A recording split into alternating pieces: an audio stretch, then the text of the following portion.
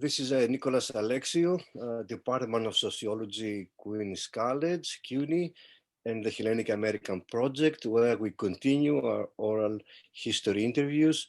And we are very pleased and happy to have today with us Professor Perry Nicholas.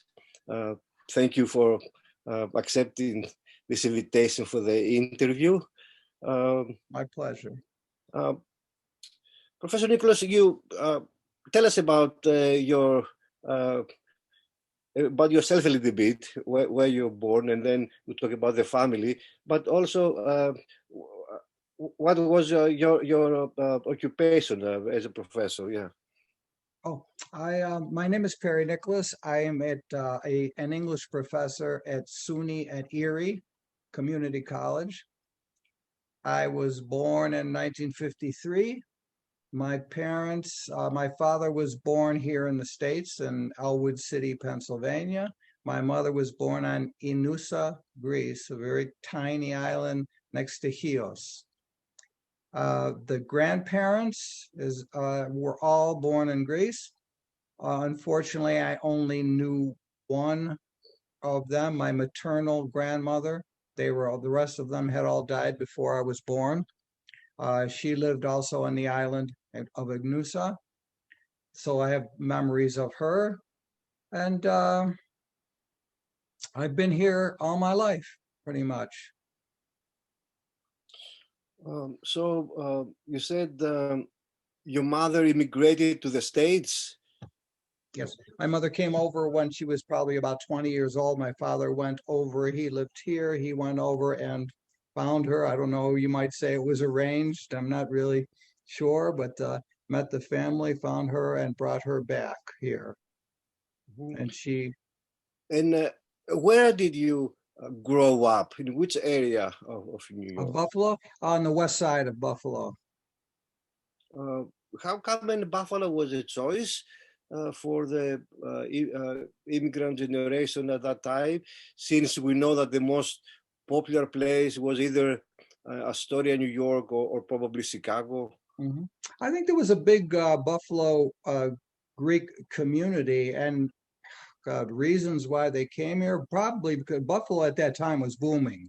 You know, there was a lot going on. They had steel mills and factories and all kinds of business going on. And it was also, and it still is, an affordable place. So I'm thinking that's why they came here. That part I'm not really sure. So, and the nature of the father's or your parents' employment were around which industry, which line? Okay, my father, when he came here, he was a painter, and he worked for other people, and then eventually he started his own business, became a painting contractor. So he had a business, and he painted mostly steel, bridges, tanks, large projects like that. Yeah, I would like to mention that about your father's specialty, because Greeks, they were somehow in demand for painting the huge bridges of America, especially people from the island, in particular from Kalymnos. So because they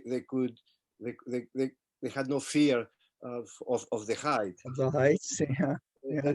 Because of the sponges, because of their occupation as so it is a very difficult job, of course, and I know that for a time the Greeks who came here, they went to that line, and still are some companies are. Oh, there are many, sure. It's a long tradition. Do you have any stories from your father and bridges and the American? Oh God, there are so many. My father was such a he was such a hard working person, for sure. My very first job was 16 years old, working on the Peace Bridge. I learned to be a bridge painter. So that was interesting. He had a very, very bad accident, though, in about 1940, which kind of changed, well, his life. and no, I'm sorry, late 40s, and he was working in an electric plant, and he went up on a ladder, and uh, they had unknowingly they had turned the power back on when he went up to get some equipment from on the ladder, and the electricity just blew him right off of the beam, 40,000 volts. You know, he was burned from head to foot. They did not expect him to live, but he said, "I'm going to live," and he kept going. But that accident, I thought about it later, really molded a lot of things in his life, the way he did things the rest of his life. Mhm. He was not an educated man. He never finished high school, but he was street smart. Of course, he wasn't educated in a different way than the academia. So this Absolutely, is what I believe. absolutely. Yes, of course, and the mother, and the mother.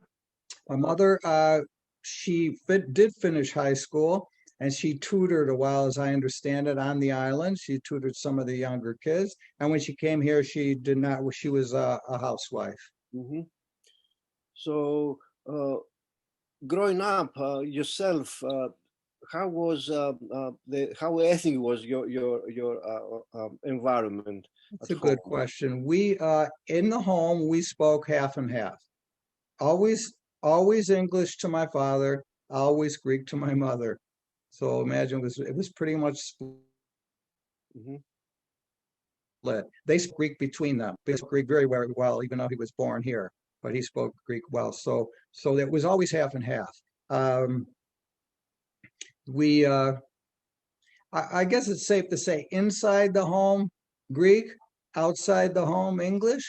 Hmm. Hmm. Because we went to American schools, we went to English speaking schools. And But so inside the Greekness was pretty much inside the home. but besides the language, other aspects of ethnicity, like let's say food or music or. Greek food, Greek music. All of their friends were either Greek or relatives. I can remember them having parties and playing Greek music. As far as my childhood, let's see, I was baptized in the Greek church. I went to Greek school. I was an altar boy in the Greek church. So we had at home again. We were very Greek at home, but then again, we went to American schools, and so we were half and half. But So. there was, I would say, in the home, it was a Greek home pretty much. Mhm, mhm. And outside of home, you had friends who were both Greek or of Greek background, and also the American. Yeah. Well, at that time, it was different too. That the west side of Buffalo was Greek Americans and Irish and Jewish and Puerto Rican all living together in the same area. It was very, very ethnic. And so we had all kinds of friends. Most of my friends from school, of course, were American. So that's where that came from. But at home, it was pretty much Greek. The fact that you were of a Greek background, it was a source of discrimination or other issues related to that. I don't know. I thought you would ask that. That's a tough one. Yeah. Uh, I think when in the 50s and 60s, we were probably considered, like I said in the poem that I read for the other night, we were considered Greek hyphenated Americans, and everybody was Irish Americans, Jewish Americans, and as if the implication was not quite American, but partially American. Um, then I think I'm not sure exactly when, what the 70s, the 80s, when we started becoming more politically correct, we became Greek Americans. Mhm. Very good. Now I have no idea what we are now. I just, Uh, It is um, very complex. it's more complex than that. I'm sure we are hyphenated or less, Mhm. um, but we don't want to do the politics thing tonight, I don't think. So, But yeah, there was some, but you know, everybody was mixed then, Yeah. it seemed, and it was, let's say, more acceptable, more the norm. Okay. Very good. Um, as a child or growing up as an adult, have you visited Greece? Yes, I have been to Greece probably 4 or 5 times. I several times when I was a child, a couple times when I was a young man, and then it was interesting. I had not been back in 30 years. I went back in 2012 after 30 years. Imagine that. And I spent a week in Athens where I just went and saw the city again. And I taught a couple of creative writing classes at New York College, which is part of Empire State College in Athens. And then the second week I spent staying in the actual home that my mother was born in on Ignusa. So I had the city and the island life when I went there. It was pretty incredible. I wrote pretty much a whole book of poetry while I was there, or at least the makings of it. So it was quite a trip. So I haven't been since 2012.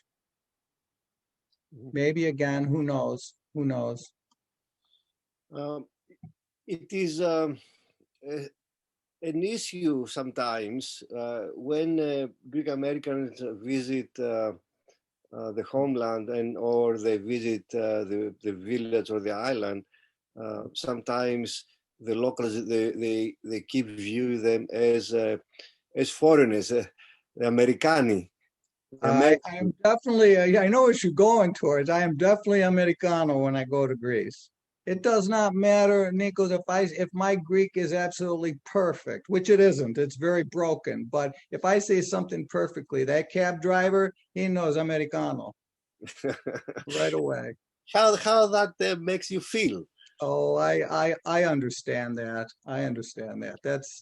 That's okay. Although, you know, that's somewhat judgmental, I think, and stereotypical. I mean, does not know that I did have, you know, even though my Greek is not perfect, I did have quite an extensive Greek upbringing. I'm proud of that. But I would like you to describe, for a little bit uh, the meaning of Greece for you.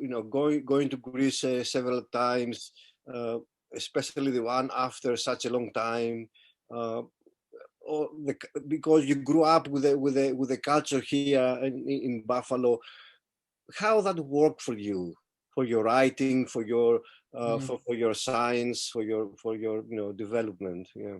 Well, that was you know, think about that was an interesting mix that trip. You know, the first week being the professor and at the school Mhm. and teaching classes in English, Mhm. by the way, to Greek students who were speaking English, uh, to the, I don't know, little Greek boy back on the island used to play soccer there. That was quite a mix for me. Greece to me, oh, how do you describe it? I know this is prejudice, but Greece to me is the most beautiful country in Europe. No doubt about it. Mhm. I I I love the language, the sounds in Greece, the smells and the sounds in Athens. But where else can you go and sit at a little cafe at night near, say, Syntagma Square or something, have a drink and look up and there's a Parthenon. It's absolutely incredible. People don't realize the beauty there. Uh, in When you visited in 2012, Mhm. Greece was already a couple of years within a severe economic crisis. You Yeah, were aware of that, of the austerity I period, was I and was aware. and and and how? I mean, what is your take about that? Do you think Greece has managed to um, get out of this, or how was the situation for you then going there in the middle of a very um, serious economic crisis? Right, and that was right when the time I believe when they were just going to have the presidential election when I was there, right soon afterwards. when I left. It was a little different. What does it affect for someone like me? Things were cheaper. you know, Restaurants were cheaper, things were cheaper to buy. That much I know. The people, that the atmosphere, the tone was not as positive as I had remembered it. For example, my cousins who was 70 something years old, he was a ship captain, retired ship captain, and he was worried about losing his pension and losing all of that he had saved. So it was sad in that way. But again, I'm just a visitor. I'm a traveler. I don't live there. Yeah, but when you go, you feel that you go home, don't you? In a way, I certainly did. Athens was interesting this time because I actually navigated Athens without a map. I was so familiar with it that I thought, well, that's pretty impressive. I did the whole city without following a map, like a little tourist. So that was fun. And then the island, yeah, that brought up a lot of memories, a lot of wonderful memories of my little grandmother running around in her black dress. Uh, it's pretty incredible. I love it. I love it. Do you think that you can retire in Greece? I don't know. I don't think so. That was always a thought of mine, way back, thinking that may be a possibility. But there's other concerns too. If you retire someplace like that, that's very, very remote.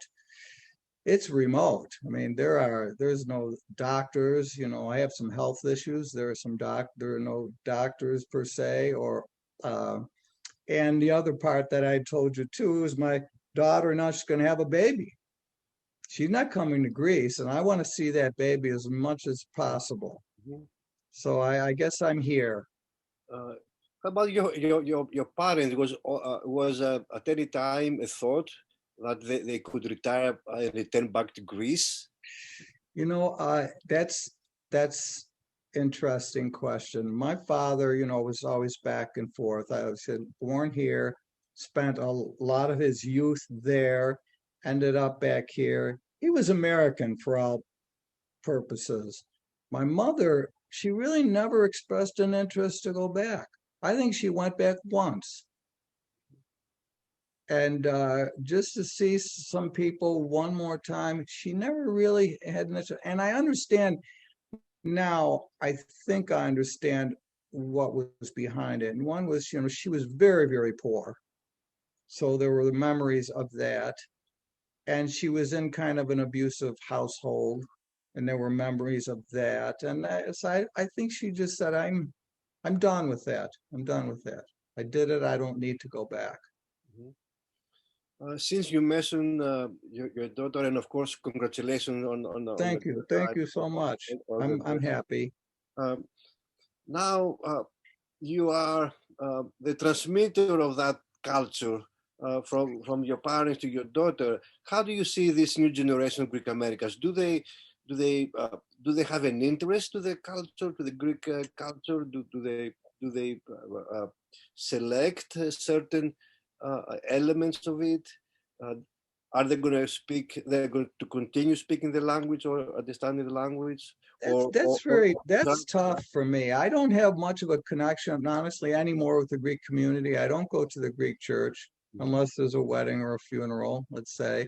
I don't have much of a connection. My daughter doesn't. So that's a tough one. I mean, I know there's a Greek community, but it seems to me now it's more spread out than it used to be. And what their kids do, I don't know. I don't know. I think the Greekness is getting less and less, Mhm. but again, I can't speak uh, intelligently about that. I'm not sure because I'm very removed from that. So I'm trying to understand if it was a disarray to the ethnic institutions, because you grew up uh, close to the institutions. It was the schools, the church, the other aspects of the Greek American community, the institutions. But as the more you grew up, the less interaction or engagement you had with the Greek American community, because the institutions either they were there or they diminished, right? Yes, yes. I think it's less and less. I mean, the only contact that I really have with, first of all, everybody that almost everyone that I know that I would speak Greek with are gone now. You know, I'm 68 years old. Okay. So there's not a lot of that going, unless I bump into an old timer or something that I happen to remember from childhood, but that's very little. So I speak Greek very little these days. Uh, I don't go to the Greek church. Really, the only connection I have with the Greek community is there's a festival every year, the Greek festival, which is pretty major, and I will go there, maybe listen to the music and eat some food. But I've pretty much lost it. And my daughter knows some from her grandmother, from my mother before she passed away, but not much. And so, I don't know, there's not too much of a connection. Professor Nicholas, you're also a poet. I try. How you started writing poetry, and also if the Greek Americans there they knew about your poetry, how they Mm. received the fact that you are a poet. That's tough. I don't know how aware they are. I would think not very aware. I mean, I would think that some people may know, but I don't think many. Um, how did I start? That's a longer story. I kind of had a roundabout route to that. I didn't really start writing this body of work that I've done, which is about oh, three full-length books, five chapbooks, and two CDs, and a textbook, till I was turned 50, and I'm 68 now. So say 17, 18 years, a span of that work. I didn't do it till later in life. Mhm. Um, do they Well, know about it? I doubt it. yeah. I'm not sure. Though here's the sad thing, Nico. The saddest thing for me is my parents never saw any of this. They never saw me as a teacher, and they never saw me as a writer. That's sad when you think about it. Okay, in a way, but your daughter and your grandchild gonna see it, so it There you is a go, and, partner, and, right? and they will see this recording. So, It's of but course. true, true. But they missed. I wish Uh, they had seen some kind of success, because they always wanted better for me. My father, always pushed me going to school because he didn't. And so to see that this kind of, let's say success educationally, I wish they would have been around to see it, but they didn't. Do you think that this emphasis in education was also a Greek thing, that Greek American families, Greek American parents, they wanted their children to go to education? I think so. I think so. But maybe it's more of a second language thing, an immigrant mentality where they all, parents at that time always wanted you to be better, always striving, pushing you to be better. So I'm not sure there was, I mean, I'm sure there were other uh, uh, ethnic groups that pushed the same idea. You get educated, you get better. My father was always better than what I was, what I was able to Yeah. accomplish. But also not only to be better in and successful in business or equipment, but also what they call kalos anthropos, to be a good A good person. man, sure, Yeah, that, sure. that was also a priority, right? My father was a great man. He was a sweetheart. Anybody who ever brings up his name, he was a kind, Hmm. smart, Hmm. giving man for sure. So there are some cultural characteristics, Greek characteristics that you think are worth surviving, like what they call the philotimo or philoxenia or other issues like that, and Oh, also or some bad habits on the other hand that we should the drop. bad ones. So, geez. The good ones, I don't know. Let's go with the good ones. The language. I think the language is pretty amazing. the way that and probably this way in every language, but there are certain words that can mean different things. The same word can mean different things. That Greek does that so well. The music, I love the music. In fact, I was playing a Nana Muscuri earlier today, Maria Callas. It was her birthday the other day, Maria Callas. Was Yeah. it? Was it? She's Yeah. still alive, though? Is she No, still no, no, alive? She's not alive. no. Okay, okay, Well, in a way, through her okay, voice and music. December okay, 2nd was her birthday. Yeah. Another okay. great Greek American. So I don't know, the language, the music, some of the customs, sure, I still enjoy those, but again, I don't have a big connection with them anymore, except for what I read. I try to force myself to read some things in Greek. Like I have a book of poetry here, E. E. Cummings, and it's English on one side and Greek on the other side, if you can imagine Cummings being translated into Greek. And I try to struggle through that, but reading is very difficult because I didn't study it in school. I heard Greek, but I didn't read Greek or write. I can't write it very well. Coming back to your poetry, tell us how you started. What was the influence to start writing? Oh, gee, I mean, I don't know. I some of don't know. Greek poets, some of the some American poets that you like. Yeah. Okay, well, I started, I always liked reading and I always taught part-time doing all those years until I started teaching full-time. So I read many, many poets. I mean, I started out with people in my studies, like, oh, Hart Crane and Dylan Thomas, and some of my favorites. For rhyme and meter and form, it has to be Frost. I always go back to Frost, and I always tell my students there's nobody better at meter and rhyme than Frost.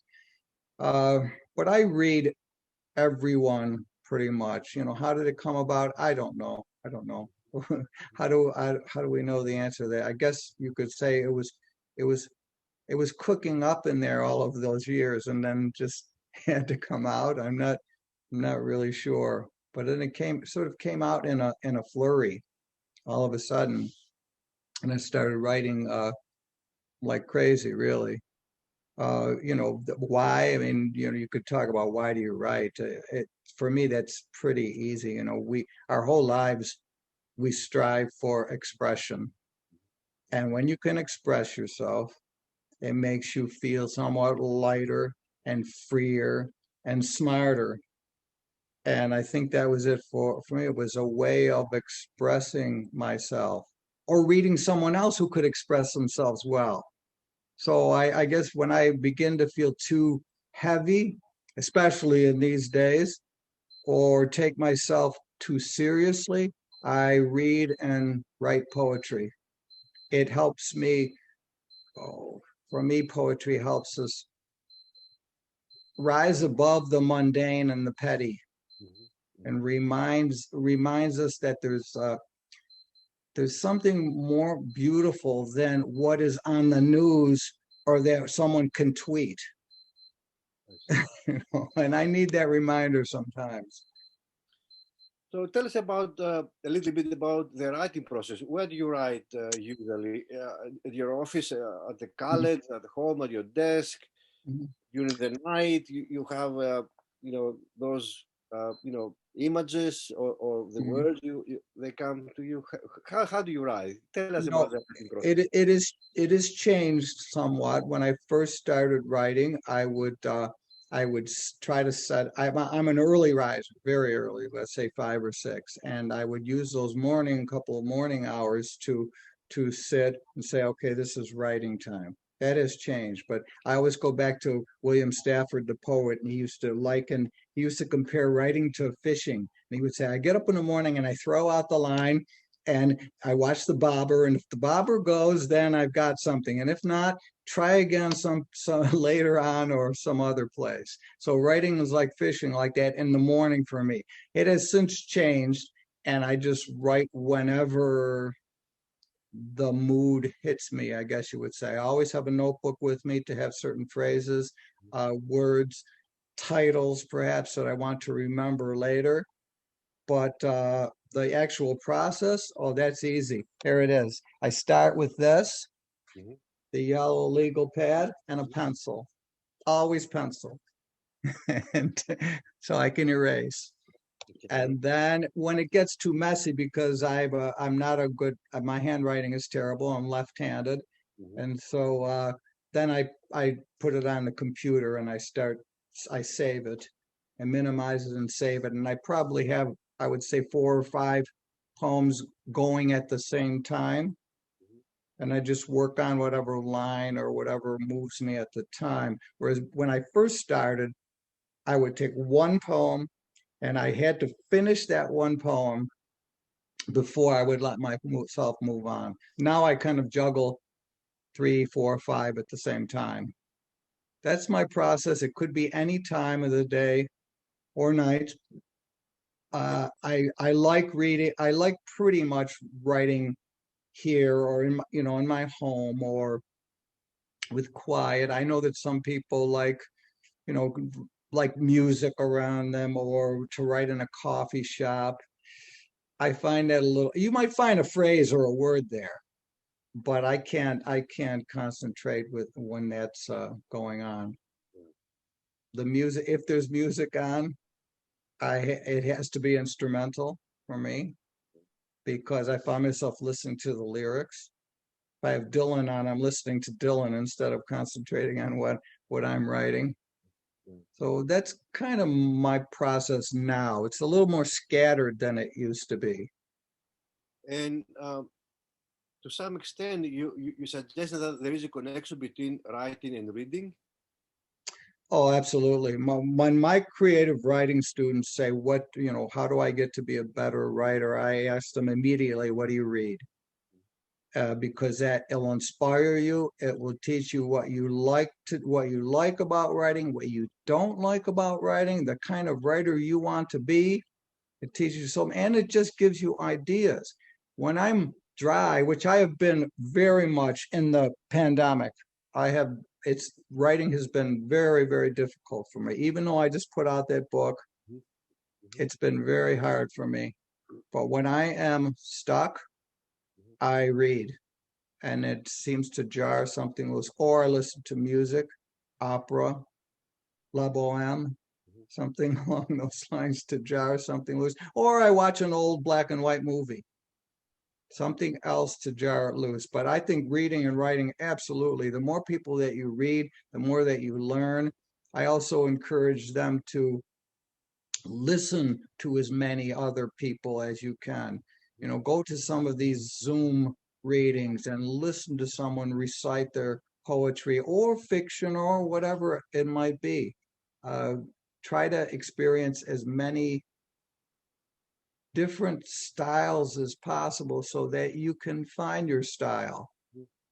But how you balance or how one can be careful with the anxiety of influence, because this is one of the issues that young writers face, the anxiety that can be influenced uh, if they do different readings by other people. So is this a problem?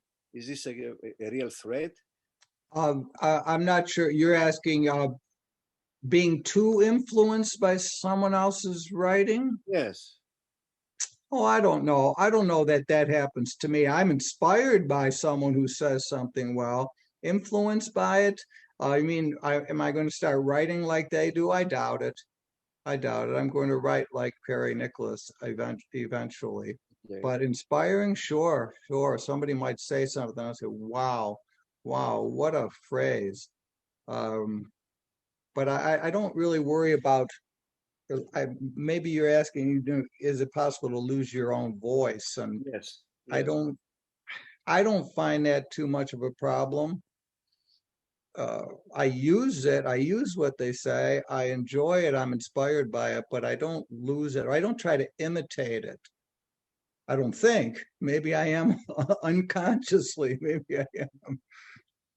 Since you mentioned the COVID-19 situation, let's come back to this and tell us how that affected your writing, your emotions, your interactions with other people, with your family.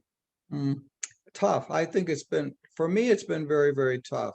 And I told you earlier, I did a presentation today, Zoom, for my school. It's probably the last one I will do before I retire.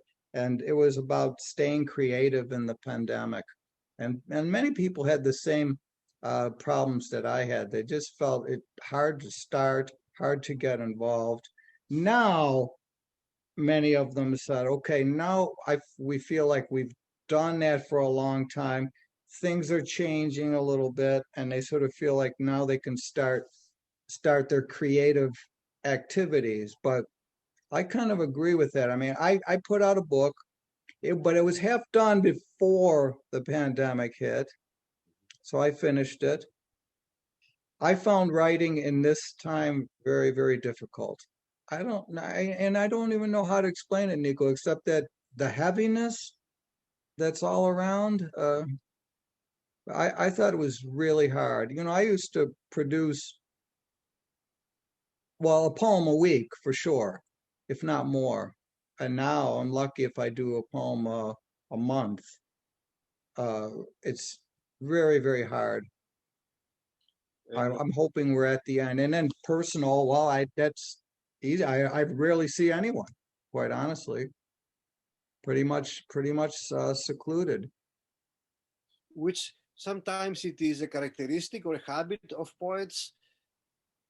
So do you think Maybe. that it didn't change much your lifestyle, or because you're also a professor interacting with students and colleagues, is there a problem? No, you know what I can probably pinpoint some things that I really miss during this time. I miss going in the classroom.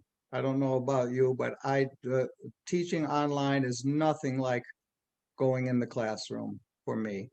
When you walk up and down the aisles and you see their faces and you look over their shoulders and you talk to them and you inspire them and you do goofy things and whatever it is to get their interest. It's not the same as looking at 20 little photographs up on the screen for me. So I miss that. In this world, I miss going to an opera on Sunday afternoon. They used to have up at the college. They have people singing opera songs. I miss going to a regular movie, just sitting in the back of a regular movie and sitting there and just enjoying it. Um, I miss walking around a bookstore, Yeah. just walking around the bookstore aimlessly and picking up any book and whatever catches my interest and not having to go around the corner of the aisle and think, oh, I shouldn't go too close to that person. Those are the simple things. If I had those things back, I think I would be okay. Do you think that we our policy as a country, as administrations, we took care of it properly, or it's going to be over soon? What is your general sense? Well, And also because you remind me your poem, measuring drinking coffee, smoking cigarettes outside. mm, I hope you read it later for us to close it. which one though? I can't. I have a lot of them about smoking because I used to smoke. I'm an ex-smoker. How you measure time during the pandemic? Oh, coffee spoons. Yes, Yeah, I yes. have it here. Oh, Sure, I sure, love that poem. I love that poem. Yeah. sure. Um, But I don't know how we handle it. I mean, without getting, real particular here. Not well. Are we almost over it? I hope so. I hope so. I'm hoping but it's not going to be immediate, obviously. So it's going to take some time also. Uh, Again, some of the simple things. I mean, I don't miss not going to a bar.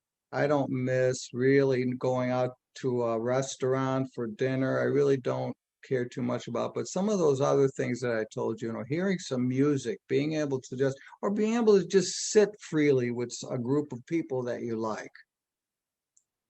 The classroom. I mean, think about it. I'll never be in the classroom again. I'm retiring in 2 weeks. I'm going to end my career online. It's kind of sad. I was always a classroom teacher. Yeah. My school has already decided they're going to stay online in the spring. Yeah. So I'll never be back in the classroom. That's those kinds of things I miss. I see.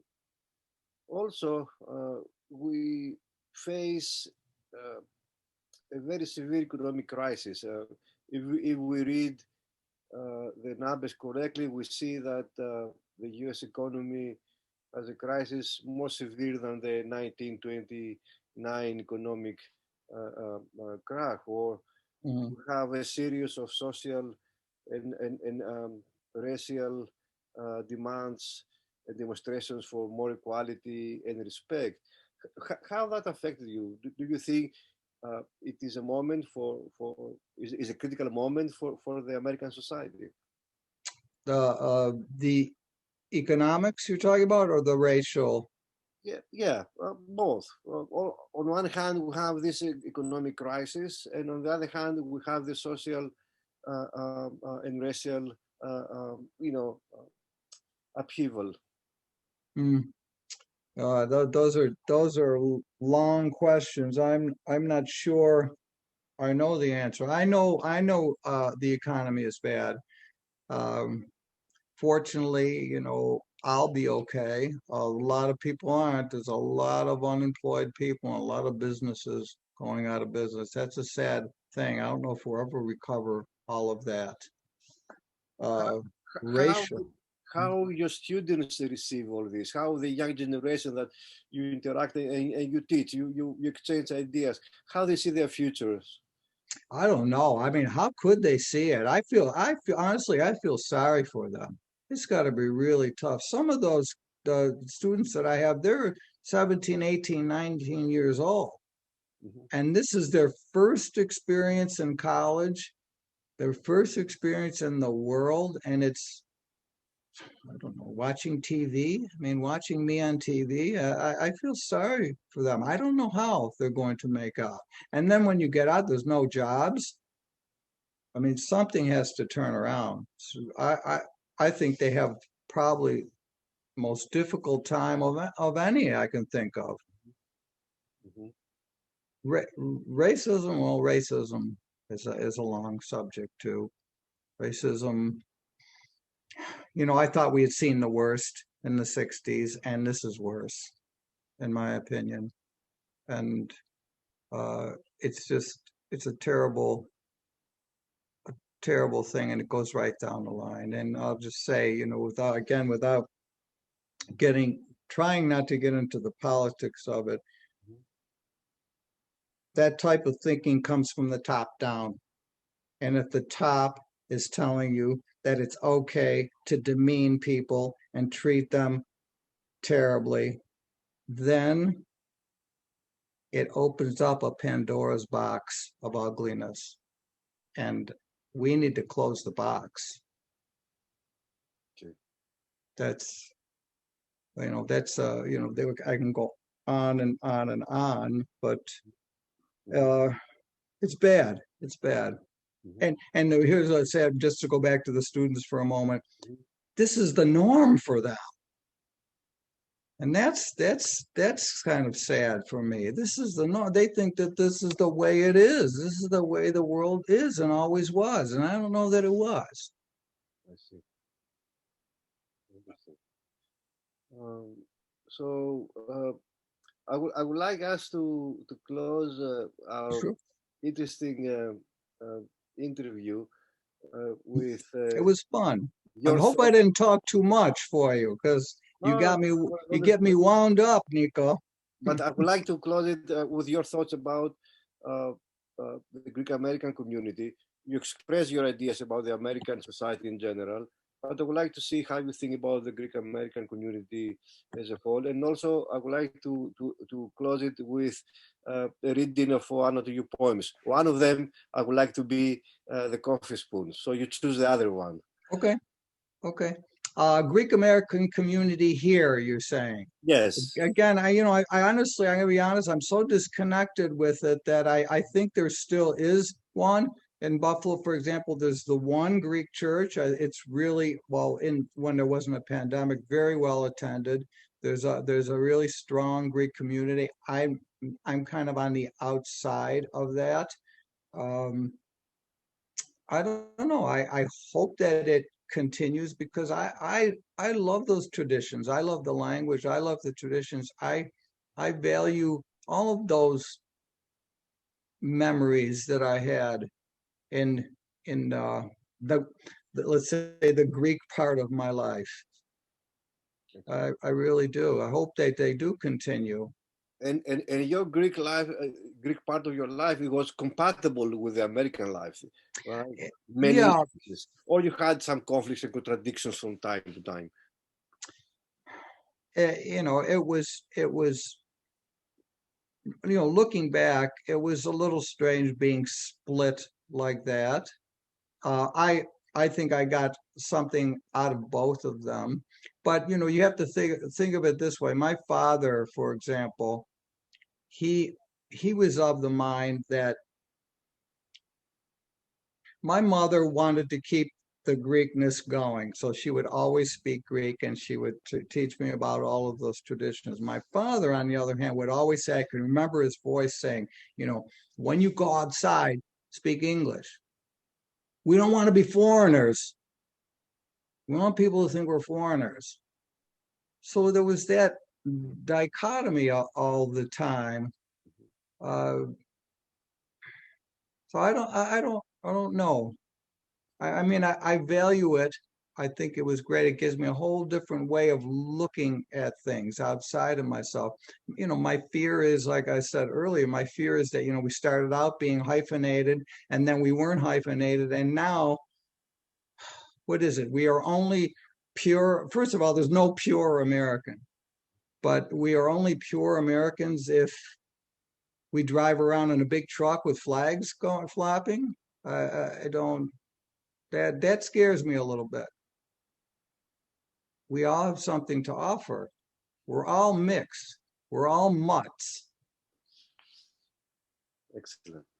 So let me see these books now. What do you all right, we'll read something a little different than I did last time, but I know you like this poem, Coffee Spoons, is in my new book, As a Man in the Moon. And it was really inspired, of course, by T.S. Eliot. What does he say in Prufrock? He says something about measuring life in coffee spoons or something. So it's called Coffee Spoons. It would be much easier if I could measure time in coffee or cigarettes. I'd go outside every hour, light up, contemplate the minutes, sift through the grounds to figure how much sunlight is left to endure before night crawls in and darkness moves so slow.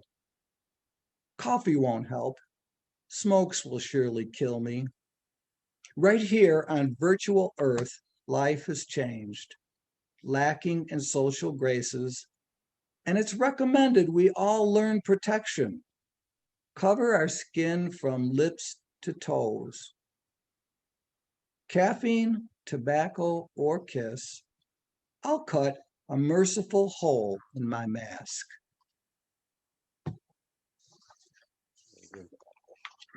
But you said one more, right? Of course. Okay. Many of the poems in here are based on different lines from movies, because as I said, I spent a lot of time watching older movies, so they're inspired by them, or they might have a line or a phrase in them. So let me make the connection. In La Boheme, which is probably my favorite opera, Manina. yeah, the main character says they're up in the attic, and on Christmas Eve, and the main character says, "Who am I? I'm a poet. What do? I write. In my carefree poverty, I squander rhymes and love songs like a lord. And so I took that thinking, okay, there's if you remember the movie Moonstruck, Cher and Nicolas Cage go and see La Boheme. It's one of my favorites. And she's crying when she understands the story. So I wrote this direct address to the moon. And the title is the grandfather in the movie saying, "The moon brings the woman to the man."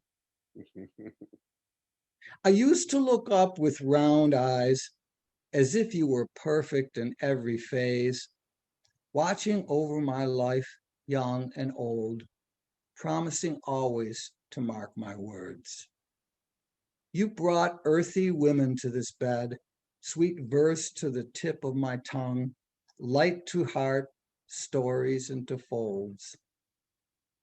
On snowy nights, I fought off solitude, a degree of darkness only faith survives, under chilled covers without common prayer.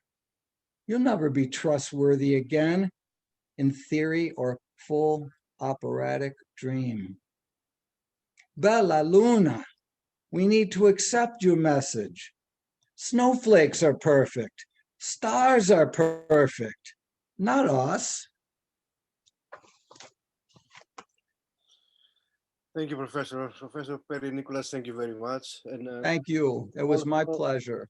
also thank you for sending your books to the library that I have created at the Hellenic American Project. And it's a I don't great know project. if you saw our newsletter, we did. mentioned it. Your generous donation. So we have a place collecting the poetry and the literature of Greek Americans, so people can start in reading and understanding and appreciating people like you. Thank you very much. I hope so. I hope that the one promise you have to make me when we open up again, you invite me to Queens College and we can do some kind of a reading. Of course. And also see the Greek American community here in New York, which is still a little bit more concentrated in the board of Queens. I've been in Astoria. I've been there. I ate some good food. Recently, or that was about 2 years ago, okay. And I read at New York Public Library, and then I had some friends that lived in Astoria, so we went and ate Greek food. Yes, Astoria still has this Greek flavor. Still, although the Greeks no longer live in Astoria as they used to be, but they live in the suburbs around Astoria. But Queens, the board of Queens, still has the largest concentration of Americans. So you'll be in a good place here at Queens College, in the middle of the community. Thank you very much. Oh, thank you, and be safe. All right, Kala Christoyena, Nico. Επίσης, χρόνια πολλά. Thank you.